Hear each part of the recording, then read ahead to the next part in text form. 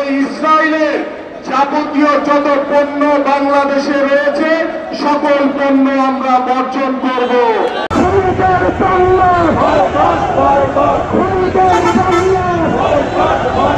আমরা এই ইসরায়েলের যাবতীয় যত পণ্য বাংলাদেশে রয়েছে সকল পণ্য আমরা বর্জন করব। আমরা বাহিনীর কোন পণ্য ব্যবহার করব না।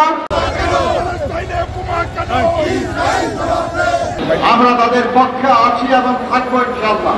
আমাদের নেতা জনাব শহীদ প্রেসিডেন্ট জিয়াউর রহমান বীর উত্তম বাংলাদেশের স্বাধীনতা দিবসে ফিলিস্তিনের নেতা ইয়াসির আরাফাতকে অতিথি বানিয়ে এনেছিলেন, মর্যাদা দিয়েছিলেন, সম্মান দিয়েছিলেন ফিলিস্তিনি জনগণকে। দল মত নির্বিশেষে প্রত্যেকে ফিলিস্তিনের পক্ষে, প্যালেস্টাইনের পক্ষে এবং ইসরায়েলের বিপক্ষে লড়াই করছে। সরকারের মনোভাবকে ফিলিস্তিনি সম্পর্কে আমরা কোনো আওয়াজ এখনো কেন পাইলাম না।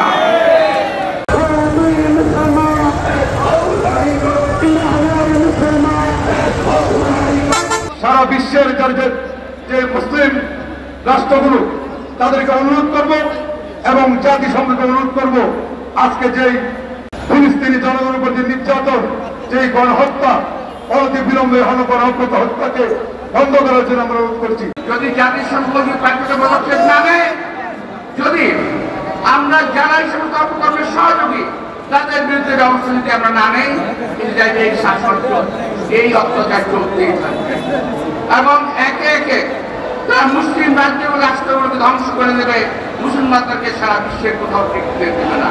আমরা এটার প্রতিবাদ করতে চাই। সারা বিশ্বের মুসলমানদের যেখানে মুসলিম অত্যাচার হবে ইনশাআল্লাহ আমরা তার বিরুদ্ধে প্রতিরোধ